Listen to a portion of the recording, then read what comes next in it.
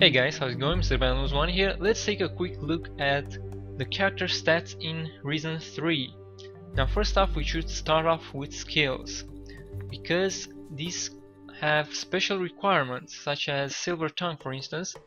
It has a gold requirement, a cunning requirement, and an influence requirement. So you might want to look at the skills first and decide what you would like to get, so that you can invest your glory points into the specific requirements.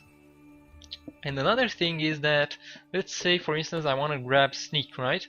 I already have the requirements right now, so I could essentially grab it. However, I can't just click on it and get it like that.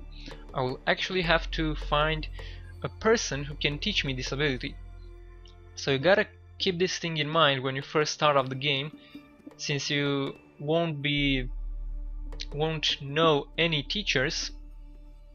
You'll have to get what you can find, really, and you'll need to sort of figure out, do I want to spend my gold and my glory on stats for different skills, because I didn't find the ones that I want and I don't want my character to be underpowered.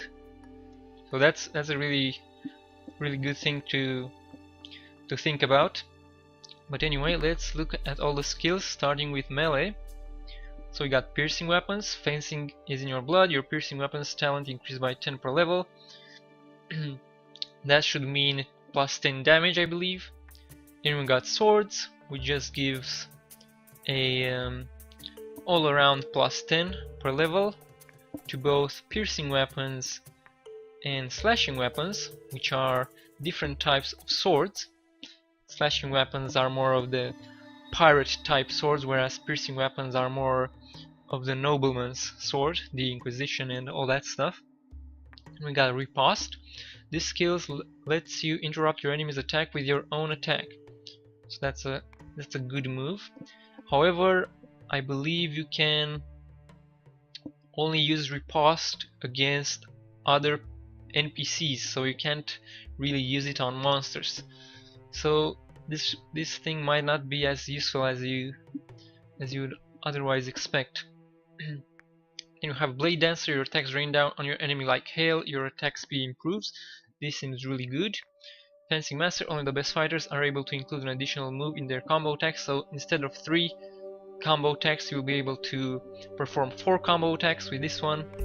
We got Sword Master. Inflict maximum damage with a blade. You receive 20% bonus on all melee damage. And you can also see the guild restriction here, so you wanna keep that in mind as well as you look through this, to see if it fits the guild that you want to choose. Then we got Blacksmith. You can improve and repair most weapons at a forge. This is obviously a must take because it has no requirements. Yes, it is 2000 gold, but I'm expecting this game to offer you all kind of ways to make yourself filthy rich. Then we got Shadow Hunter. Inflict extra damage when combating demons. Undead Bane. You inflict extra damage when combating the undead. Spider Hunter. You inflict extra damage when combating spiders. So all of that is pretty self-explanatory. Then we got Ranged. Muskets. Useful during both hunting and war. You have a steady hand and a fine eye. Your musket style increased by 10 per level. Shotguns. Why shoot one bullet if you can shoot lots? Your shotgun style increased by 10. Pistols increased by 10. Crossbow increased by 10. Daggers increased by 10. Critical hit. Develop a knack for hitting your enemy where it hurts most. Your critical hit chance increases by 10 per level. So this is quite interesting. You can get up to 30% critical off of this talent only. So that is really useful. I do believe they only apply to your ranged weapons, so you gotta be careful with that. Gunsmith. All you need to know about building and repairing pistols and muskets. Yep. Blazing Barrels. Cooldown for guns is noticeably reduced. Big Game Hunter. Double chance of a critical hit against big opponents, so this is really good against mini bosses and stuff. Knifer. Your chance of a critical hit double when using daggers. You may want to use daggers instead of pistols, although I wouldn't really know why you would want to do that. Pistols are generally better from what I've seen. Okay, then we got the Toughness tree. Blade Proof, which is basically physical defense, so plus 10 per level. Bulletproof, which is range defense against, you know, muskets, pistols and all that stuff, daggers. So that's 10 per level. Resist magic per 10, or rather plus 10 per level. Intimidate, this is one of the persuasion option. You can use stuff as threats to convince people to do what you want them to do. And we got Liquid Courage. Painkillers are a blessing. One sip of this cheap stuff and you won't feel a thing for a time anyway, a very long time. Prolongs the effect of a painkiller. So there are these special potions that give you temporary buffs, right? And with this here you can prolong the duration of said buffs. Then we got Doctor. Blood value increases by 10, so that's basically HP. So that's pretty useful, especially since it doesn't have any requirements for the first level. You can easily grab that. Glutton, increase the effect of provisions by 25%.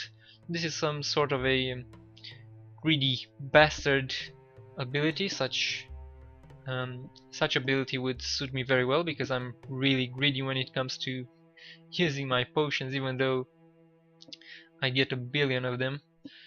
Drinker, increases the effect of cheap liquor, grog and rum by 25%. Again, greedy bastards potion sparing skill. Distilling vessel allows you to manufacture all types of spirits. So with this one you can create well, boozes and stuff. Booze, rum, grog, all that kind of stuff. Indestructible. Your health is self-regenerating. That's pretty awesome, although you need a toughness of 100, so it's pretty expensive, which one would expect it to be as well. Then we have magic, and oh yeah, this is gonna be good.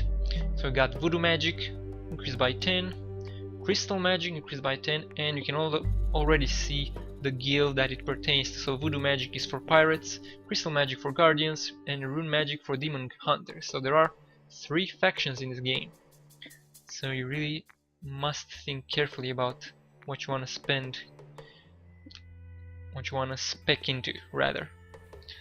And then we got Master Mage, cooldown of spell reduces by 10% per level, so this is really awesome. Battle Mage, include an additional attack in your combos.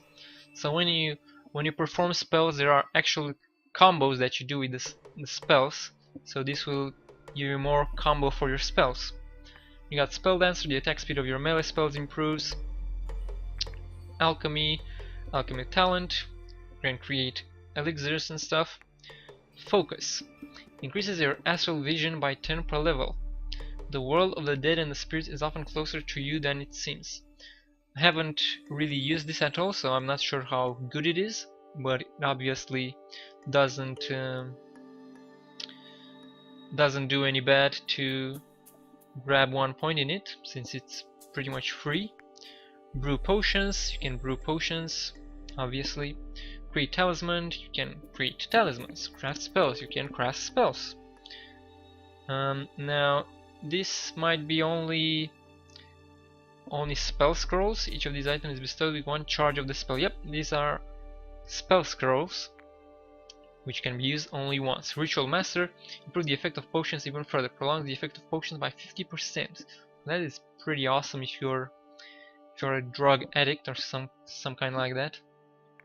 Vision of the Adventurer. This astral vision highlights any traps and switches. It also shows items needed to solve riddles. Aha! So there you go, the astral vision. So it ties into the skills directly. Okay, so we have this one. Reveals all types of medical plants. Reveal all types of living creatures, so this might be very useful.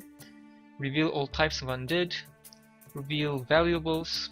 Reveal magical items. Ooh, this is really interesting.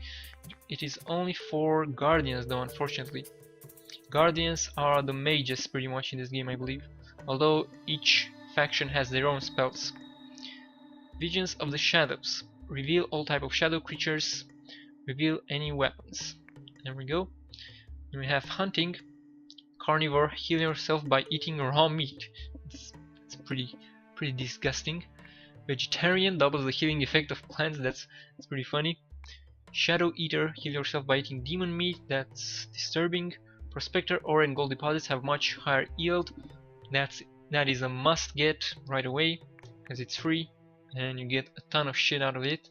You can skin monsters, take teeth, pull claws, take horns, and pull trophies, which is really interesting because in the earlier games, such as Reason 1 and Reason 2, you would actually only need the proper tool to perform these things here, but now they decided to go with skills rather.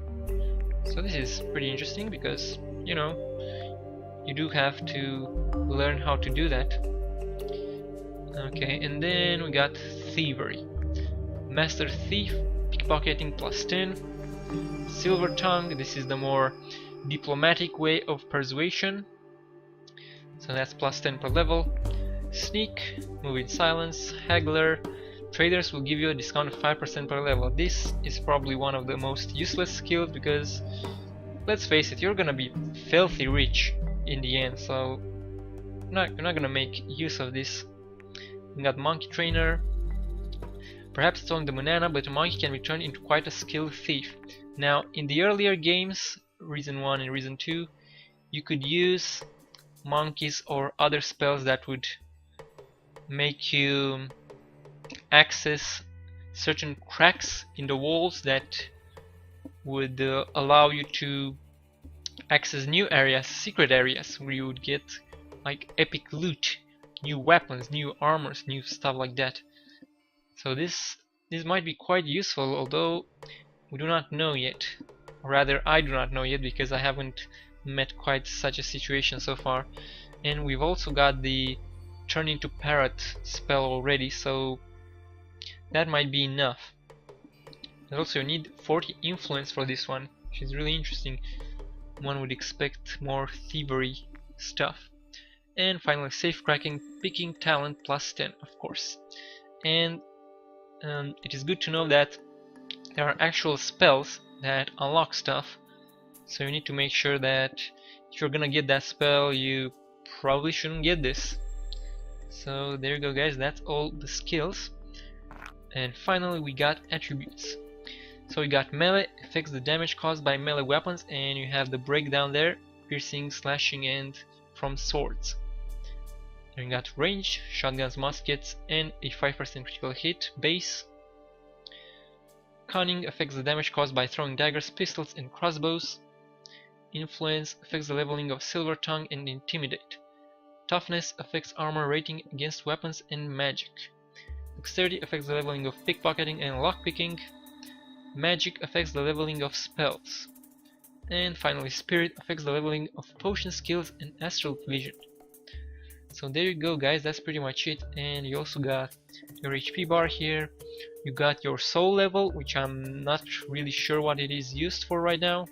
It does say we are the last one right now, which is a rank.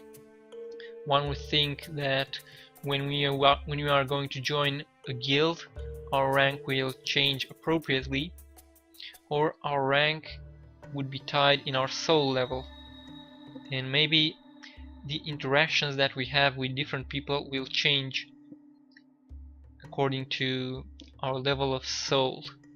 Then we got the gold and the glory, which is pretty much the XP in this game. There is no actual XP and level breakdown per se, but rather have a pool of glory which you gain from killing monsters, doing quests, all that stuff. And then you can spend all this glory however you want to in any of these attributes here. And you don't actually need to spend any glory for the skills, they only require gold and the appropriate attributes. So there you go, guys, that's pretty much it for the character progression in Reason 3. It is definitely looking better than the one in Reason 2, especially since there are 3 factions now instead of 2, and you will basically have a different skill set for each faction.